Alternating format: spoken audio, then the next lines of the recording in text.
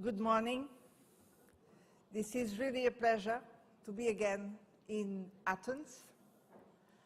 My warmest greetings to the President of the Greek Trade Union Confederation, to the President of ETUC with us, to all the trade unions leaders, and also my greetings to the Minister I know very well. I'm coming from Brussels, European Parliament, where I'm the Vice President of S&D Group, but I'm also coming from the other side of the continent, Lisbon. This is my country, Portugal. And of course, it's a pleasure to come back to Athens. I've been here for many moments, positive moments, difficult moments, and I really welcome that the Greek Trade Unions Confederation, when signaling this anniversary, is choosing to discuss the future. Of course, we are still dealing with the crisis here, and I consider all over Europe. But the crisis should bring about a brilliant future, and we need to build up together, we need to imagine it together. The best way to build our future together is to be fully aware of the challenges ahead of us. And yes, the digital revolution is taking shape now everywhere and will have major implications. First of all, on the way our products and services, our life will be changing. We see this every day. And of course, this can be positive. This can bring better solutions for citizens to live. But there are also risks, and we can see these, because we will lose jobs, and we create other jobs. And to be honest, we still don't know what will be the final outcome of this, losing jobs and creating jobs. But we know something very important is that the way economy is operating will change completely. The so-called supply chains, the so-called Industry 4.0, but what matters is that we will see in many, many sectors more people working for online platforms. This is happening now everywhere. This is involving all kinds of workers, young people, not young people, and this is changing deeply our working conditions. And the risk is the following. We can have many people working for these platforms without a labor contract and without access to social protection. And this is the risk we need to fight against. Because if we accept this trend to go on, of course our regulated labor markets, our protected working conditions, our access to social protection, they will be undermined. And we cannot accept this, because we want to have a European social model for the 21st century. And let me tell you that this was the main reason we have now launched these initiatives called European Pillar of Social Rights, or European Social Pillar. These came about, let me tell you, because we had a big push coming from trade unions, in fact a big alliance between European trade unions and progressive members of the European Parliament. And this was one of the conditions for us to work with the Juncker Commission. We told the Juncker Commission we want to go over this very painful crisis.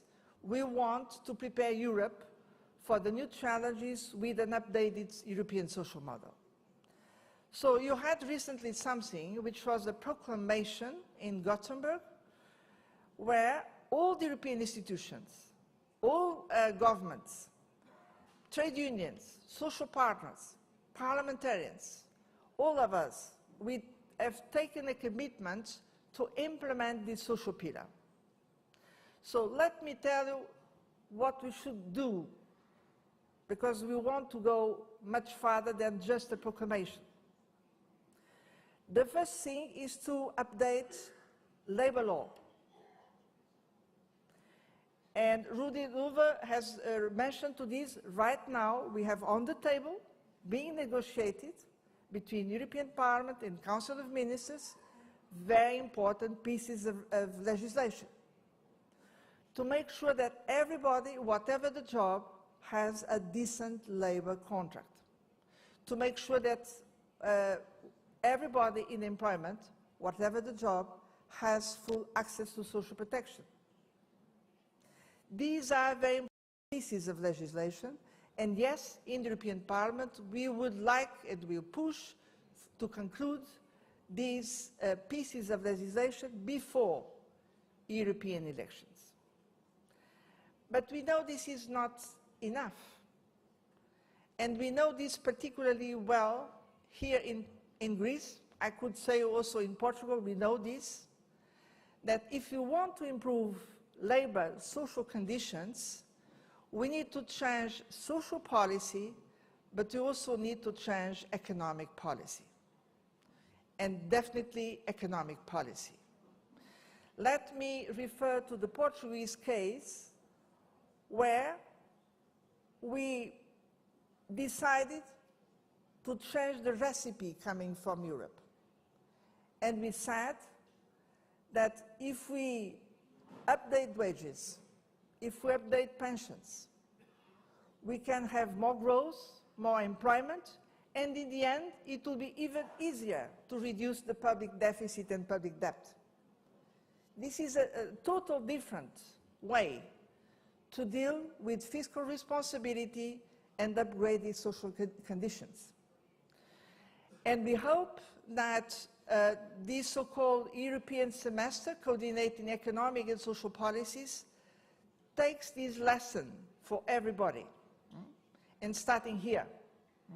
Because Greece does need to go out of this adjustment program, absolutely. But let me tell you also one of my conclusions when dealing with these crises across Europe, a bit everywhere, is I'm deeply convinced if we want to go to the root of the problem, all those who belong to the Eurozone, they need to change the way the Eurozone is working. Because the Eurozone has become, let's say, a machinery for economic and social divergence, pushing down labor standards, putting pressure on the European social model, destroying viable jobs, destroying better working conditions. So we need to stop this. We need to reverse the way the Eurozone is working, and we need to have a Eurozone for upward economic and social convergence. That's why we have now on the table, including of the European Council, a reform of the Eurozone. We started discussing this back in 2010. We had many promises, but so far the reform is still not there. And let me say clearly, we need really to address this problem, because otherwise the price is being paid by upcoming populism, anti-European positions, arguing that the only way to protect people is to go back to national borders. So the European leaders now, they have a choice. And the choice is very clear. They need to recognize that the mistakes of the past, in fact, the neoliberal agenda driven in the Eurozone, needs to be put aside and should be replaced not by going back to national economies and national borders, because this is a big illusion. This will never work, but by building up a European of solidarity and of democracy. And let me conclude by saying, when trade unions, here in Greece and everywhere, they fight for workers' rights and for social dialogue and collective bargaining being respected, they are in fact fighting for two very important things. One is the right to invest in the future, to have a future for young people in their countries. The second one is the right to respect democracy.